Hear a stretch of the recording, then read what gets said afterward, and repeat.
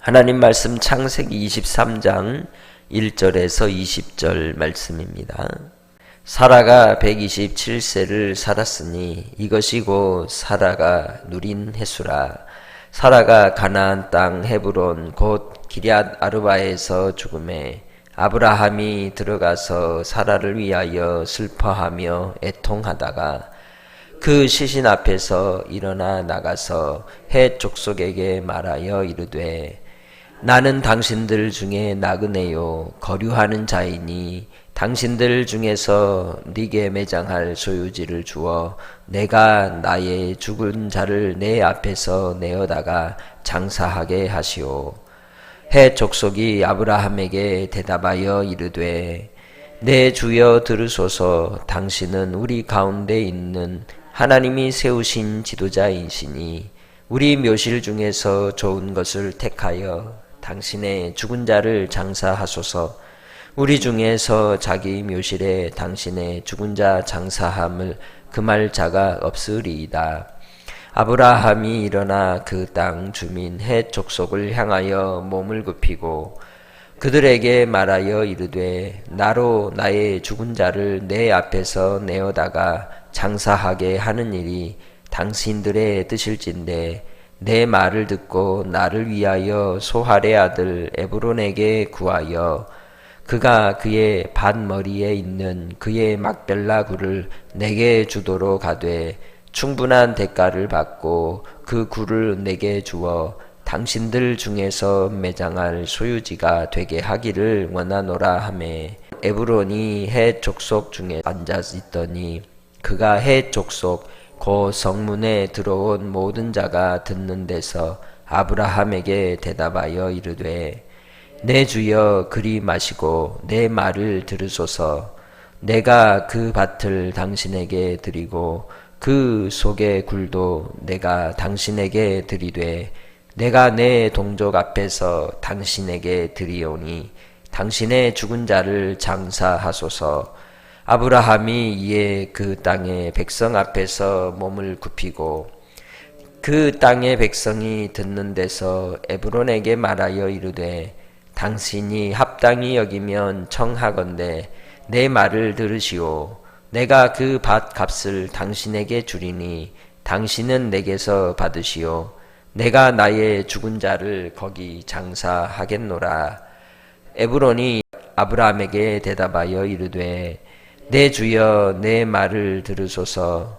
땅값은 은 400세겔이나 그것이 나와 당신 사이에 무슨 문제가 되리까. 당신의 죽은 자를 장사하소서.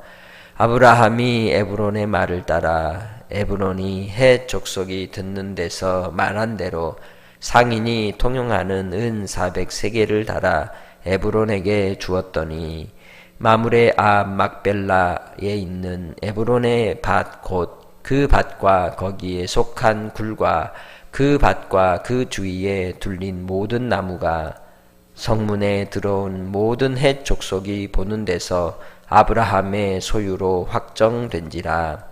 그 후에 아브라함이 그 아내 사라를 가나안 땅 마므레 앞 막벨라 밭 굴에 장사하였더라.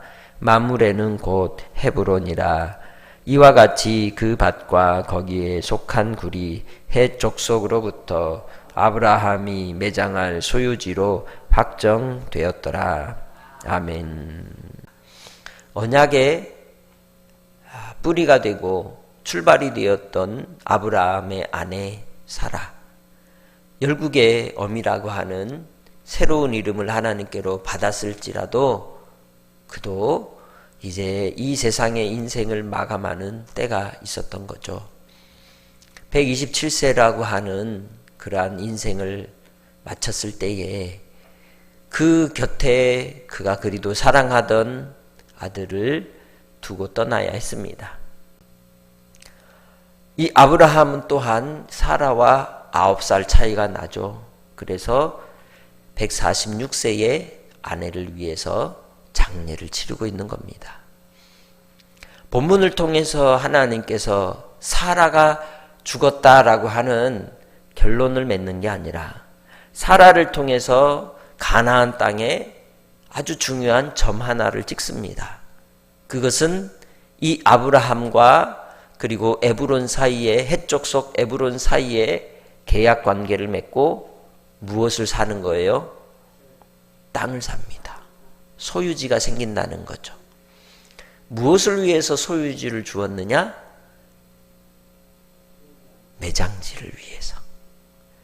다름 아니라 자기의 아내가 죽어 그 시신을 묻을 매장지를 위해서 땅을 구했다는 겁니다. 그런데 그 땅이라고 하는 것은 단순히 매장지로서의 의미를 갖는 게 아니죠. 우리 인생들은 우리의 영혼이 가야 될 마침표의 자리가 본향이라고 합니다. 아버지의 품입니다. 우리 육체에 돌아갈 그 집, 그 자리로서 매장지로 이 막벨라구를 택한 겁니다. 그런데 이 아브라함이 아내 사라를 위하여 매장지를 택한 것이 아니라 이제 이 아브라함과 그의 후손들을 통해 이곳이 누가 주신 땅이다? 하나님께서 주신 땅이라고 하는 점을 찍은 겁니다. 할렐루야. 그런데 그 점을 찍을 때 탈취하거나 빼앗은 것이 아니라 정당한 대가를 따라 계약 관계를 맺어서 그 땅을 가지는 실현이 이루어진 거죠. 하나님께서 이삭을 주실 때 그 이삭을 주시는 그 과정이 어땠습니까? 25년이 걸렸습니다. 그런데 그 25년의 과정 속에 들려오신 주님이 주시는 약속을 듣고 또 언약의 이제 밤을 지나기도 하고 또 그가 실수하고 넘어졌을 때 또 다시 약속을 주시고 그리고는 하나님께서 구체적으로 이삭을 보여주시고 또 나타내 주시고 하나님께서 선물로 주셨을 뿐만 아니라 이삭과 하나님께서 구체적인 계약의 관계로 하나님이 실현해 주시려고 모리아 산에서 그의 아들 이삭을 뭐 하게 하셔요? 제단에 바치게 하시잖아요. 확실하게 하나님께서 인증을 하는 겁니다. 이거 네 거야? 이거 네 거야? 이걸 통해서 하나님이 상속자가 될 것이다 라고 이제 확인을 시켜주는 겁니다. 사라가 죽음으로써 하나님께서는 가나안 땅이 바로 너의 것이야, 너의 후손의 것이야 라고 확증을 시켜주고 있는 겁니다. 이 아브라함은 본래 이 헷 족속에게는, 가나안 족속에게는 어떤 위치의 신분의 사람인 것입니까? 아브라함이 그가 고백을 하죠. 뭐라고 고백을 합니까? 4절에서 나는 당신들 중에 나그네입니다. 거류하는 자입니다. 다시 말하면 이방인이고 그리고 정처 없이 떠도는 인생이라는 겁니다. 이제 얘기하면서 부탁을 하는 것이죠. 그때에 이 헷 족속들이 6절에 뭐라고 얘기합니까? 아브라함을 일컬어 뭐라고 불러요? 내 주님이라고 하는 거죠. 주인이라고 부르고 있습니다. 높여드리고 있는 겁니다. 그러면서 그들은 이 아브라함을 누구로 인정합니까? 하나님이 세우신 지도자라는 겁니다. 그 지역의 장로 역할을 했다는 거죠. 뿐만 아니라 그를 통해서 이 헷 족속은 하나님의 은혜를 입고 있었던 겁니다. 요셉이 하나님이 주시는 꿈을 꾸고 또 아버님을 잘 섬기다가 형들의 미움을 받아 애굽의 종으로 노예로 팔려가게 되었죠. 그리고 그가 팔려간 집이 보디발의 집이었는데 이 요셉이 들어간 뒤에 보디발 장수의 집은 어떻게 되었습니까? 패가 망신했습니까? 풍성해지고 잘 나가는 형통한 일을 보았죠. 그때에 이 보디발은 누구를 통하여 느끼게 되었습니까? 요셉을 통하여 요셉의 뒤에는 신이 계시는구나 라고 하는 것을 느꼈습니다. 헷 족속들이 이 아브라함을 보면서 누구를 느꼈을까요? 하나님 아버지를 느끼는 겁니다. 이 아브라함이 하는 것을 보고 아브라함이 살아가는 모습을 그들은 똑똑히 보았던 거죠. 그래서 이 아브라함의 집에서 일어났던 불화도 있었고 갈등도 있었고 어려움도 있었고 그러한 과정 속에서도 여전히 아브라함은 오직 누구만 바라보고 계시더라? 하나님만 바라보고 살아가더라. 그러니 이 헷 족속이 볼 때에 하나님이 세우신 지도자라고 어찌 인정하지 않을 수 있겠습니까? 그러한 인생이었지만 그럼에도 불구하고 그에겐 소유가 없었기에 나그네 인생이었던 거죠. 그럼에도 불구하고 그 이웃들은 이 아브라함을 지도자로 인정하고 생각했다는 겁니다. 여러분은 여러분의 이웃들에게 어떤 사람으로 인정을 받습니까? 어떤 사람으로 그들이 생각을 합니까?